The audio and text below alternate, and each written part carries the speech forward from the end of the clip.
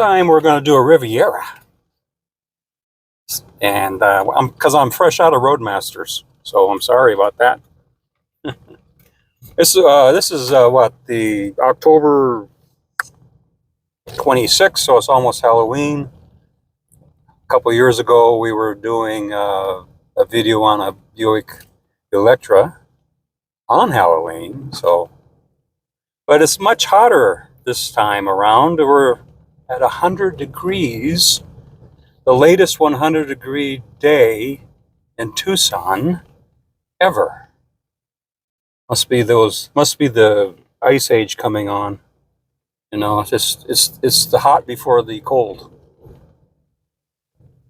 You know, this car has got the 3800 Series 1 V6, owning 170 horsepower, but it's quite sprightly. Quite sprightly. A sprightly car. Quite adequate. Here we are, the beautiful Santa Catalina Mountains. They look a little bit washed out because the sun is too high of an angle, but they get really beautiful when it's a cloudy day or when the sun is setting.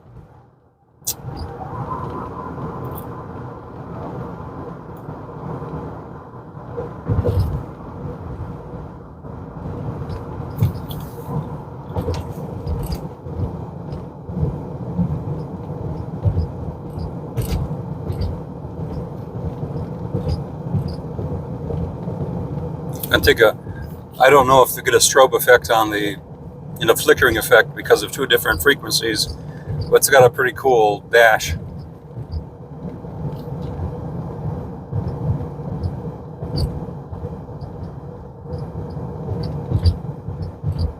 Right now showing 28,745 miles. I bought it from a guy in Salt Lake City a few months ago. He took very good care of this car. He did a lot of unnecessary preemptive maintenance, which I'm so glad he did.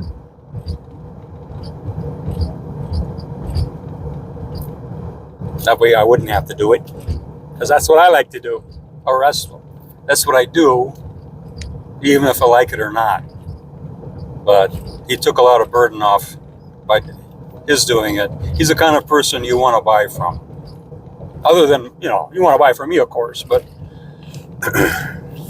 he's exactly the kind of person that I like to buy from.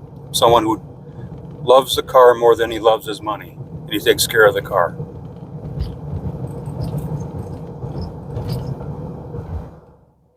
I mean, the only reason to have money at all is so you can buy more cars, as far as I'm concerned. If it weren't for cars, I wouldn't need money. Got me in the frame? Everything okay? All right. Like I said, I ran out of Roadmasters to make videos of. And now I'm going to show you my 1992 Buick Riviera. It is in a pearl white. I typically don't like pearl white, mostly because it's too white. But this one is kind of a off-white with the pearl essence added, and it looks pretty good on this car, I think. So it's an extra cost option this year because you know how many oysters they had to shuck to get all the pearls dust. So it cost a lot of money. I got this car in Seattle, the Seattle area, from a guy that really took really good care of it. It's got less than 29,000 miles on it. I bought it with like 26,000. I had to drive it for a few months because I loved it so much. But now I keep it in the garage and I don't drive it very often. Originally equipped with wire wheel hubcaps. One, I don't like hubcaps or wheel covers. Two, I don't like even the real wire wheels. But wire wheel hubcaps, I really, really, really do not like. So I searched for the aluminum wheel option they had for this car. And I almost got scammed, or people attempted to scam me several times. I went on Facebook and I went on Buick forums asking for some of these wheels. And I kept on getting messages on the forums. Here's an email of a guy that has them. Contact him and he can sell you some. So I did that a couple times. And the first guy sent me pictures of the wrong wheel with not even the right wheel. The next guy sent me pictures from an eBay ad that were already, the wheels had already sold. So he was taking pictures off the internet, trying to convince me that he had these wheels for me to buy. And then a couple more attempts like that, where people show me a picture of a car, a beautiful car. He says, I'm parting it out. And I said, why are you parting out this beautiful car? Oh, the engine's shot. I don't want to spend the money. He's just lying. He doesn't own the car. So what I finally had to do is, I bought some from a Pennsylvania junkyard, and they were just trash. They were just rusted and, well, not rusted, they were corroded because it's aluminum, doesn't rust. Corroded and all beat up and everything. So I bought them at a real good price, only $40 each. Had them shipped, cost another $20 each to ship them, so $60 each.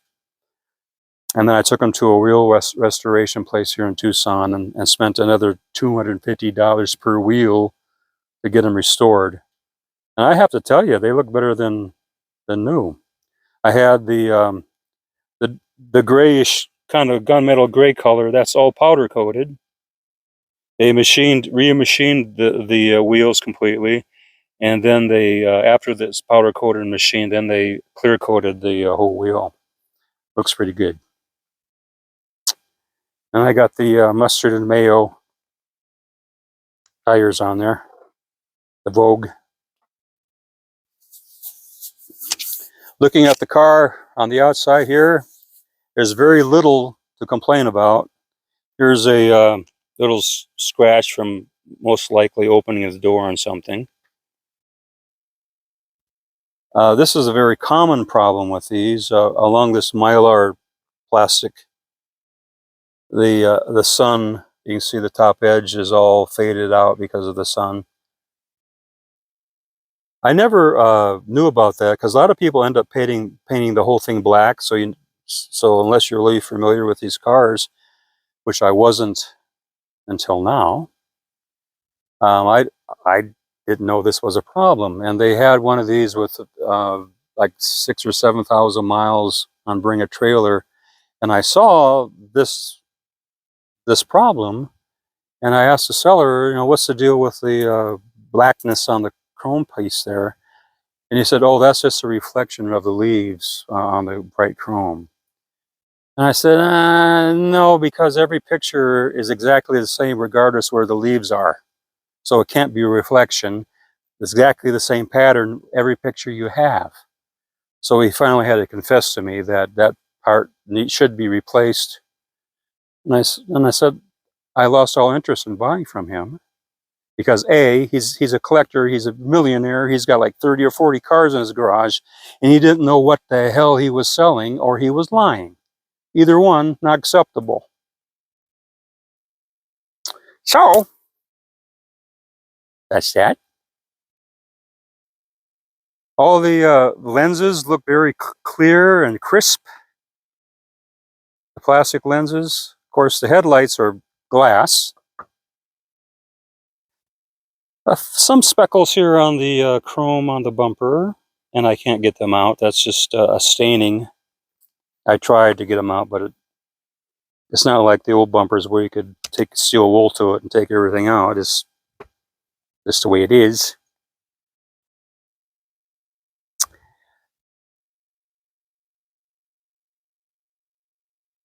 Then many bugs have met their death on these rear view mirrors. You got some rock chips on there. So, you know, you got a car like this with these mirrors that stick out. What you want to do is drive really fast, and it reduces the bug population in your area. It's a good thing to do. Of course, it does deprive birds and bats of their nutrition sometimes. But if you're really good, you can get a few birds and bats in the process to kind of balance out the nature.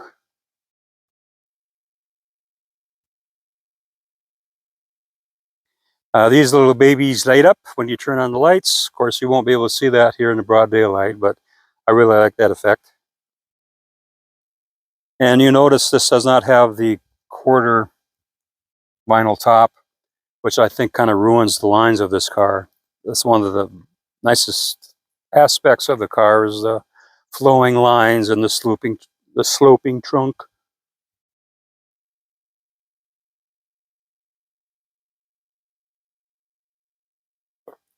You can see back here the plastic lenses for the tail lights, the plastic backup lights, all very clear and crisp, very nice.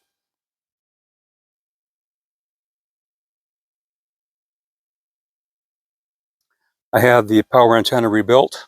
It's working. So I'm going to show you my trunk and treats.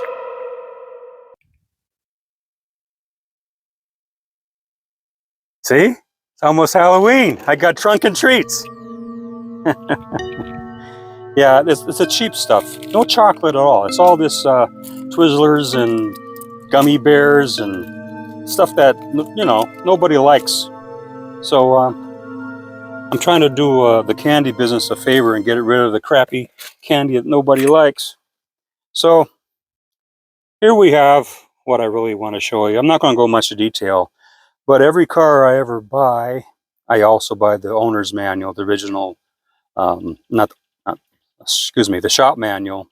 The original shop manual published by the GM or Ford or whatever. I don't get the other off-brand ones. I get the one specific to the car. This is the very first one I've ever owned, and actually the first one I've ever seen that's a hardcover. Most of the time they're not. So this happens to be contained all in one volume. Some of the later cars, it takes 2 volumes, one for emissions and stuff, and the other for everything else. But this still was simple enough that it could contain in one big volume. Very helpful, almost as helpful as YouTube. And this is another thing I like to do, buy the brochures for the year of the car. And one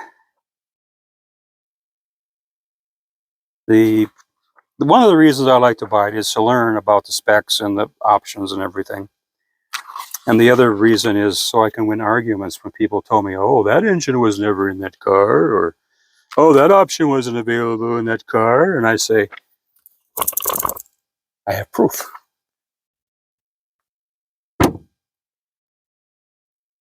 There's nothing more that I like more than to be right.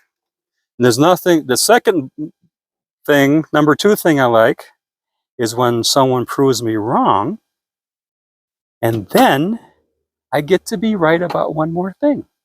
So I thank them for correcting me, and now I'm even smarter than I was before.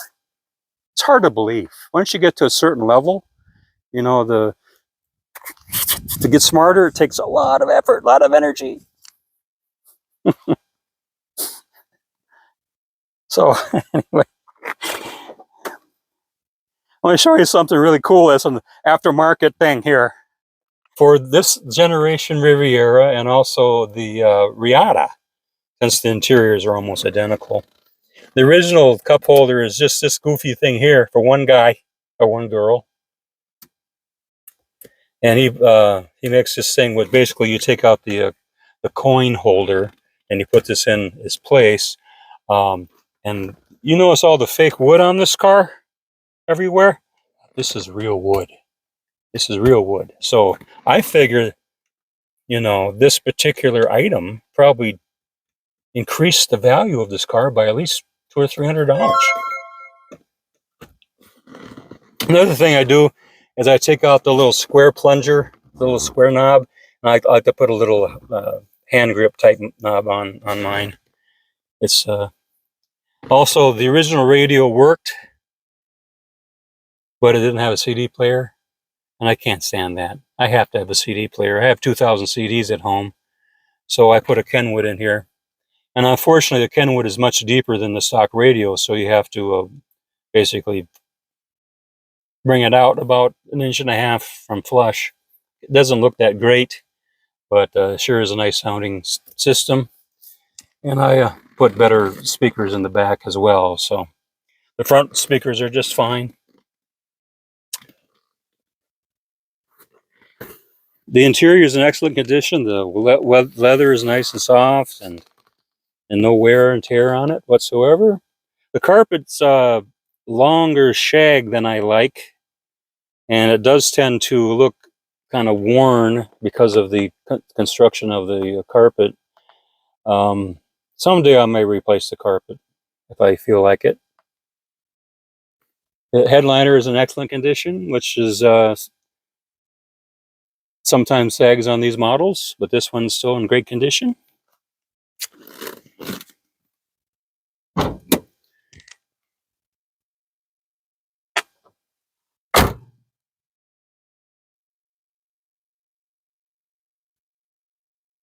And under the hood, 1991 being the first year for the Series 1 3800, though 1990 and earlier were called pre-Series 1s. Only 170 horsepower, but quite reliable. It doesn't have the intake or upper intake plenum problems or the lower intake gasket problems that the Series 2 can have. And the guy replaced the gaskets anyway, so I expect this car to go another 200,000 miles without any problem. And he also did something that I do, so it saved me the trouble, is he changed the transmission fluid and filter, which I like to do every 30 to 50,000 miles. And it hasn't got 30,000 miles on it yet, so I could probably drive it quite a few years before having to do that. It has been, the AC has been converted to R134A, and it works quite well. The newer the car, the better that conversion works. And of course, GM went to 134A in 1994 anyway, so this is just 2 years away from that change. And so a lot of the parts are already suitable for R134A. And I found out, even though R12 is more efficient than R134, I learned from my air conditioner guy that a system with R12 takes more R12 than R134, and people have a tendency to fill their old R12 systems with the same amount of R134, and they actually aren't as efficient. So some people put too much R134 in there. So that's something to watch out for if you're going to convert.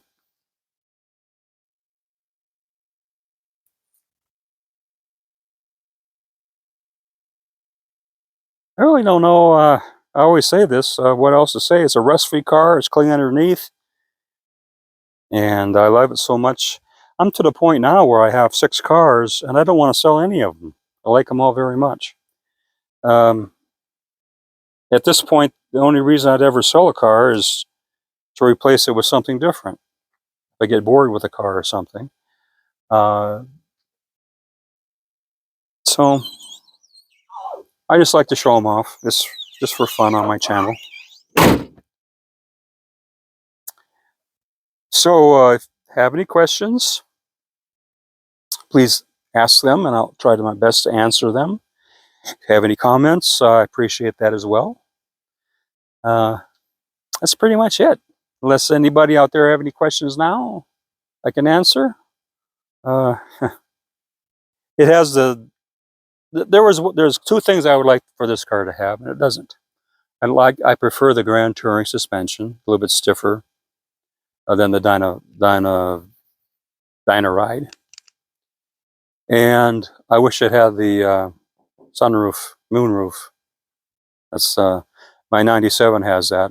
I wish this had it, but that's okay. It's just too nice of a car, and if I ever sold it, I don't think I'd find a better one, so that's why I'll be keeping it for a while. Short and sweet. Most people don't listen, watch my videos more than 5-10 minutes anyway. So, all right. See you next time.